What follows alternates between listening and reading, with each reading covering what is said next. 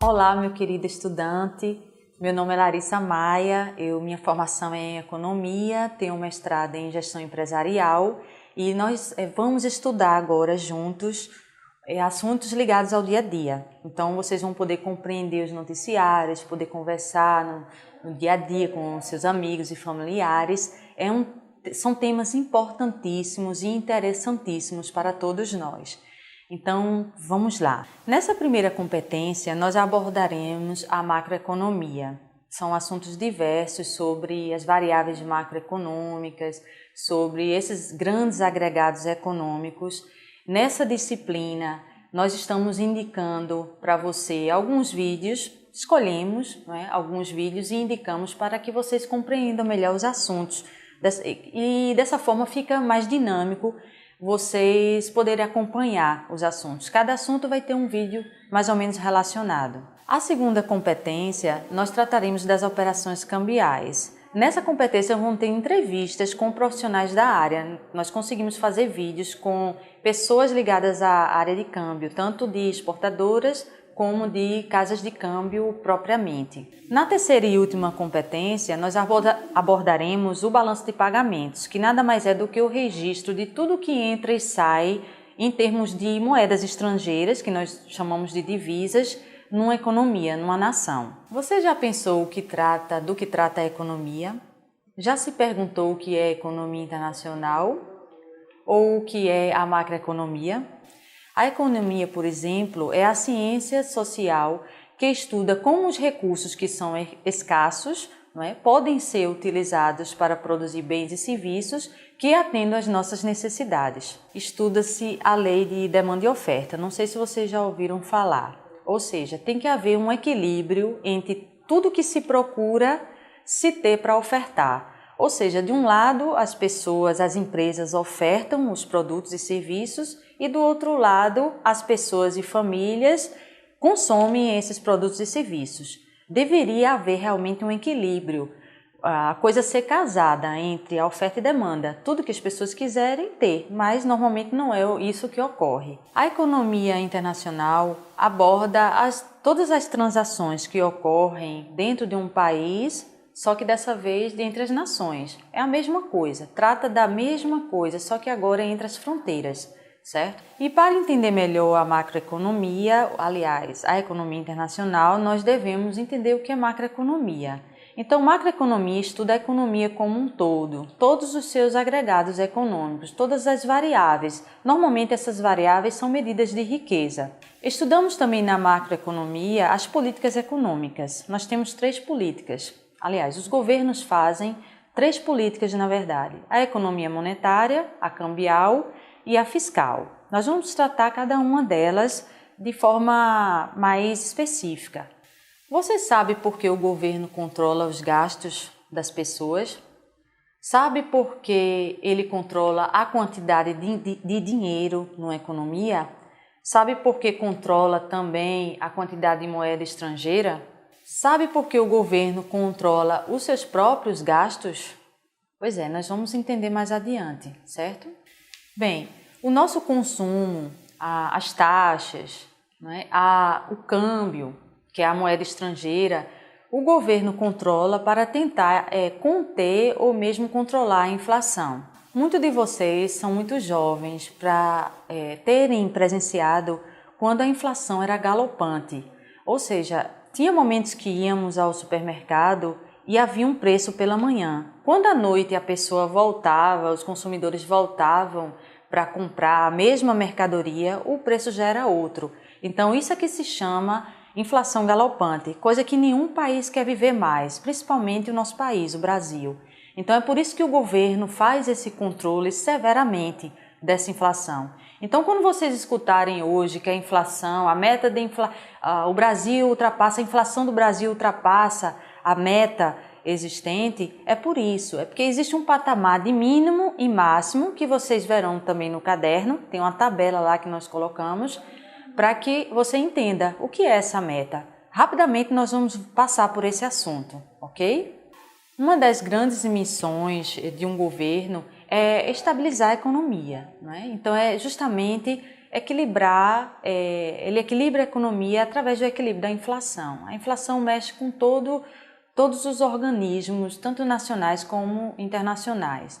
Então, para que a economia se estabilize, o governo muitas vezes aumenta ou diminui taxa Selic, que é a taxa básica da economia. Então, por exemplo, quando ele aumenta a taxa, ele prende um pouco, segura um pouco o consumo. Tá? Isso nós vamos explicar um pouco mais à frente. Quando o governo aumenta a taxa básica da economia, que é a taxa Selic, ele termina por conter o consumo. Por quê? Porque se essa taxa é a que baliza todas as operações de financiamentos, não é, de empréstimos, então quando as pessoas forem parcelar as suas compras para comprarem eletrodomésticos ou carros, financiarem até compras em geral de consumo, essa taxa vai ser muito elevada. Então, dessa forma, o governo consegue conter esse consumo. Mas por quê? Vocês devem estar me perguntando por que ele segura o consumo. É justamente para controlar a inflação. Pela lei da demanda e oferta, quando existem muitas pessoas comprando, vai existir falta de mercadoria. Então, isso tende a que os preços aumentem. E o que é inflação, na verdade? Nada mais é do que o aumento generalizado dos preços. Então, é preciso esse controle na economia. Quando deixamos de comprar algo, também ajudamos nesse processo de conter a inflação. De que forma?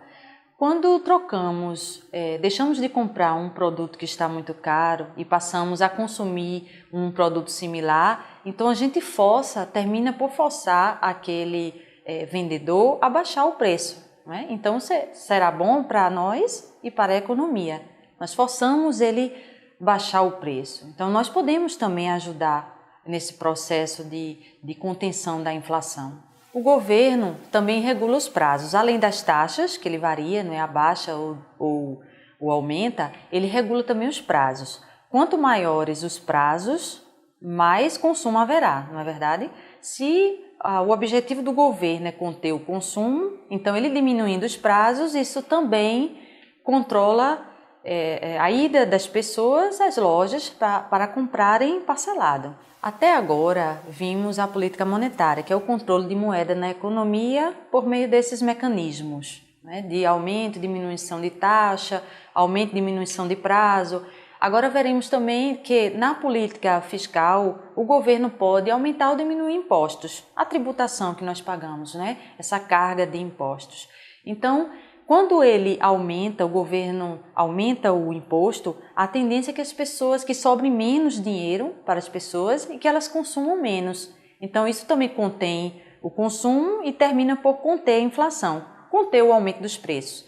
Já quando ele também libera a tributação, ou seja, diminui a carga tributária para algum bem ou a carga tributária geral da economia, termina por ele forçar a expansão na economia. Ele faz com que, de novo, as pessoas voltem a comprar, voltem a consumir, dando assim expansão econômica. Então o governo pode tanto fazer uma política de restrição, não é, restritiva à economia, retirando moeda da economia, dessa forma, através da tributação, como ele pode jogar de novo a moeda, através de novo da tributação, nessa economia.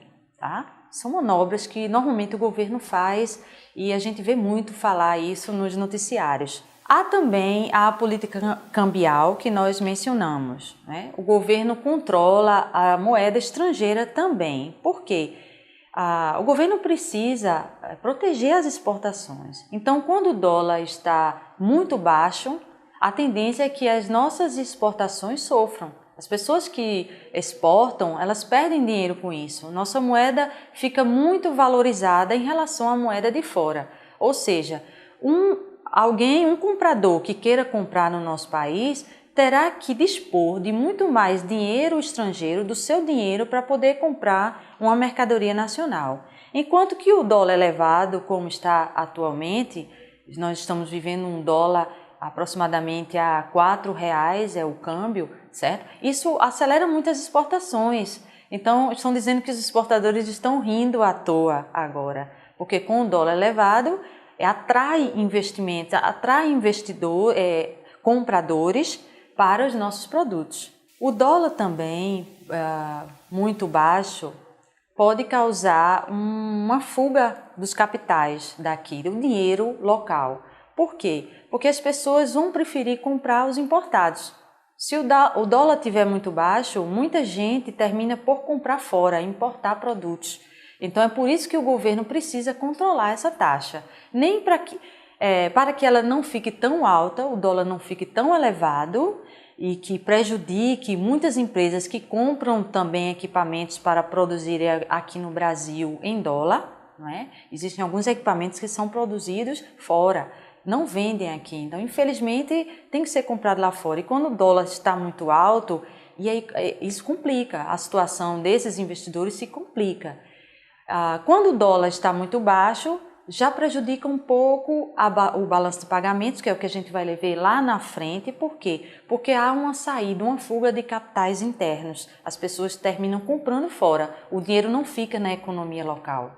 Estudaremos também o PIB, que é o Produto Interno Bruto de um país, é uma medida de riqueza, certo?